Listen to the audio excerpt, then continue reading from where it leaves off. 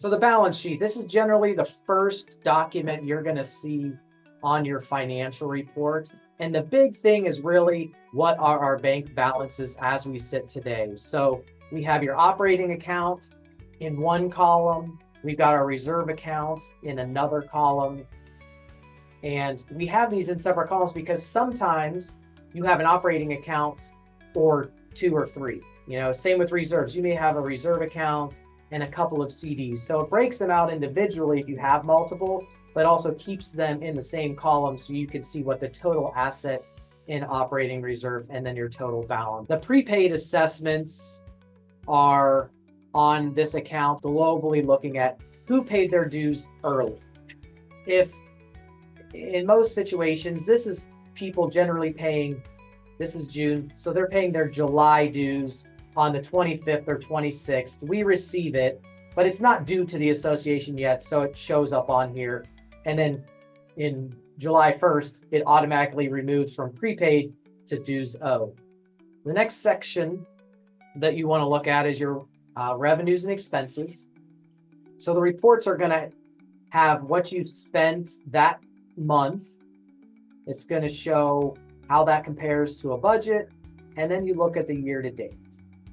My recommendation is to put more emphasis on your year to date, actual to budget, than just the month at hand. Because your year to date is going to give you that much bigger perspective trends. Okay, operating dues were to the positive here, and our whole net income is good. And as you continue down the list, you can see, are we trending in the right direction or not? Because the trends are what you're really looking at. So for instance, look at Clubhouse HVAC. We were above it by $342 for the month. If you're looking just monthly, that may throw you into a little bit of a concern. But when you look at the right-hand column where it's year to date, you see that you're actually under budget by $71. In our eyes, it's about full transparency, and full transparency of financials is essential. Kind of the sister document to that statement is your general ledger. So the general ledger is a more descriptive and detailed document compared to the income and expense statement. So where the income and expense statement may have the total amount, right? The income and expense statement would simply show the total transaction that happened. This statement shows all of the transactions that happened. So if you have multiple utility bills, you can go in here and ensure that, okay, we paid 3 utility bills and not just one of. One thing that you also will notice on here from time to time is your landscape bill may come in as $2,000, $1,000 being for the landscaping and another $1,000 being for maybe general grounds. So within this area, it's going to show the breakout of how that one invoice was submitted and paid out.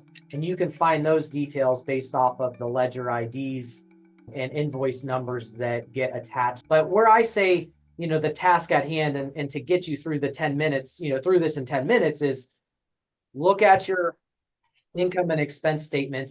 And if everything's trending appropriately and on budget, you generally don't have to look at your general ledger.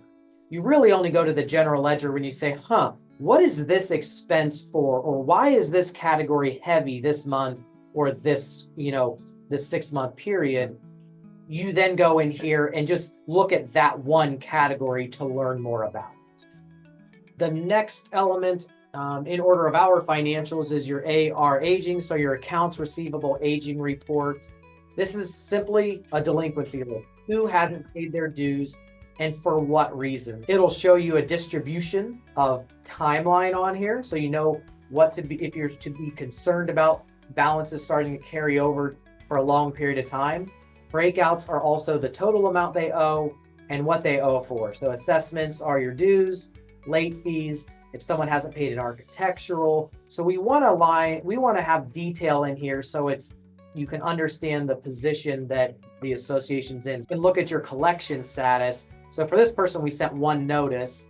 If it's in a lien status, if it's in foreclosure or bankruptcy, you want to see those accounts on here as well noted. The goal is to get you through your financials in 10 minutes. So then bank account reconciliation, this is really the meat in the sandwich, let's say. So you've got your financial statements, which are what we create.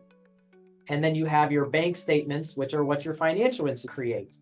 And so what we do is create a reconciliation report to show any differences, positive or negative, between those two statements. So if you look at the top of this report, it shows what the bank account balance is. And then as you can see, the book balance, the one on the balance sheet shows $38,000. So that's what we say is in the account. So, a concerned person would say, wow, our bank account is showing $3,518 more than you are showing in the account. Here's the difference. We have $3,500 in uncleared items. And so you go down into those unreconciled items. These are in essence uncleared checks. So we had a couple from, our company. There was maybe an owner bill back, and then some transfers that just didn't register yet. So what you're going to see is that let's say you looked at this account statement on the 10th of the month, it's likely that those have already cleared. The account and balances are getting more low. And then another thing that you want to just ensure that you're getting is that you have those bank statements. Just the full transparency, the stories being told. Let's say you look at your income and expense statement. It's a little bit higher expenses than you thought. You go to your general ledger component, see the areas where it's broken out. You can then go to this statement, see a copy of the check that was written, and then ultimately looking at the invoice that's attached to this financial report as well. So at the end of the month, you really get a nice, robust, clean story of all the activity that happened. Say it's high, you go to your general ledger, say, what are these for? You can now go to the back of your payments and see that there's an invoice for all of those details and account, happenings with the association. And now when you as a board president or treasurer go to a meeting, you can say, there were two items I wanted to identify. One was the landscaper and one was this pool expense. As we go through it, the evidence is there of the invoices. And we also remember that, at the last board meeting, we asked the pool company to get a new pool cover, and that's where that $3,000 expense came. And then the final part, this is more for, let's say, board members that are new, that financials are present and future. You're really looking at where do we sit today and how do we make decisions on that? It's a historical reference of what happened, but it's about making decisions for the future.